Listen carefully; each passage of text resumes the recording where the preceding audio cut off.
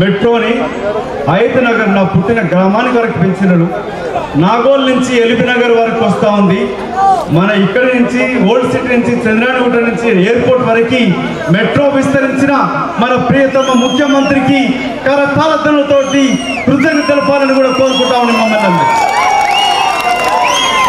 ఎన్నో అభివృద్ధి కార్యక్రమాలు చేస్తూ ఆడపడుచులకి ప్రభుత్వం వచ్చిన వెంటనే ఉచిత బస్సు సౌకర్యం, 2500 రూపాయల మహాలక్ష్మి పథకం, 500కే గ్యాస్ సిలిండరు, పక్కా ఇల్లు కట్టించడానికి కార్యక్రమం, తల్లి సోనియా ఇచ్చిన హామీలని తనయుడుగా గౌరవ ముఖ్యమంత్రి 6 గ్యారెంటీలు అమలు చేస్తూ కేంద్రంలో రాహుల్ గాంధీ గారి నాయకత్వాన ఖర్గే గారు మన నేషనల్ మేనిఫెస్టోలో మహాలక్ష్మి పథకం కూడా అమలు చేస్తూ తీసుకొచ్చినప్పుడు ఇవాళ 4 నెలల లోపల తెలంగాణ మోడల్గా జాతి మొత్తం కూడా గుర్తించేటట్టుగా ఏ రాష్ట్రం నుంచి అయినా కాంగ్రెస్ నాయకులు మన ప్రియతమ నాయకుడిని క్యాంపెయినింగ్కి రమ్మని అంటున్నారంటే అది మనందరికీ కూడా గర్వకారణం.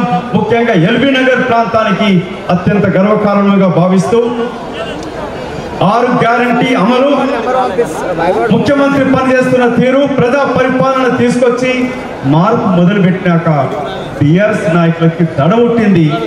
ఎండదెబ్బ కొట్టి మతి భ్రమించి మాట్లాడుతూ ఉన్న మాజీ ముఖ్యమంత్రి తనయుడు వాడి బామ్మర్ది మాట్లాడుతున్న తీరుని బిడ్డ ఇక్కడ వచ్చిన వేలాది మంది రేవంత్ రెడ్డి గారి సైనికులు ఇక్కడ ఉన్నారు, కాంగ్రెస్ పార్టీ సైనికులు ఉన్నారు.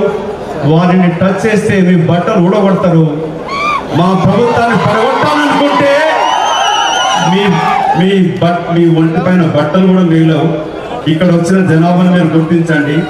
మా ప్రజా నాయకుడు ప్రజా ప్రభుత్వం ఏర్పాటు చేసి ఇచ్చిన ప్రతి అమలును నెరవేరుస్తూ ఇవాళ రైతు బజార్లో రైతులకి ఆగస్టు 15 లోపల రుణమాఫీ చేస్తానంటే లబ్బర్ చెప్పులు తిరిగి హరీష్ రావుకి దిమ్మ తిరిగిపోయింది.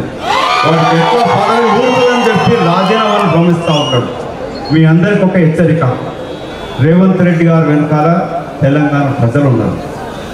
తెలంగాణలో ప్రజాప్రభుత్వం ఏర్పాటు చేసిన గౌరవ ముఖ్యమంత్రిని గుర్తించడం గౌరవించడం నేర్చుకోండి. మీకు మర్యాద లేకపోతే మర్యాద నేర్పిస్తాం. మంచిగా ఉంటే ప్రేమిస్తాం, ఎదురు తిరిగితే పాత పెడతాం. ఒక మాట చెప్పాలి, 10 సంవత్సరాలు మీకు అధికారాన్ని ఇస్తే తెలంగాణ ప్రజలని మోసం చేసి దోచుకున్న మిమ్మల్ని ఆ రోజు చెప్పినట్టుగా మనవాడే మోసం చేస్తే పాత బెటర్ అన్నాడు. ఇవాళ రేవంత్ రెడ్డి గారి నాయకత్వాన ప్రజాప్రభుత్వం ఏర్పడింది.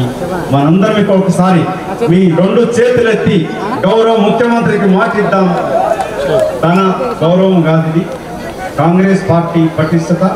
కాంగ్రెస్ పార్టీ మనందరం గర్వంగా తిరిగేటట్టు ఉండాలంటే 15 సీట్లు ముఖ్యమంత్రి గారి లక్ష్యం 14 సీట్లను గెలవాలి. యావత్తు తెలంగాణ ప్రజలు వేడుకుంటా ఉన్నాం.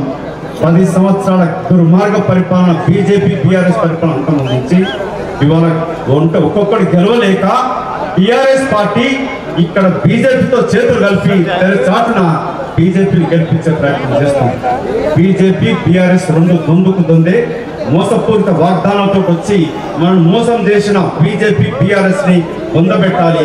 మన ప్రియతమ నాయకుడు రేవంత్ రెడ్డి గారి నాయకత్వాన యావత్తు తెలంగాణ ప్రజలను కోరుకుంటా ఉన్నాం. 14 సీట్లు ఇవ్వండి. కేంద్రంలో ఐఎన్డీఏ ప్రభుత్వం ఏర్పడుతుంది. మరొకసారి తెలంగాణ సాధించి పెట్టిన యూపీఏ ప్రభుత్వం తల్లి సోనియమ్మ చేతిలో రాహుల్ గాంధీ ప్రధానమంత్రి అవుతే ఈ రాష్ట్రం సస్యశ్యామలం అవుతుంది.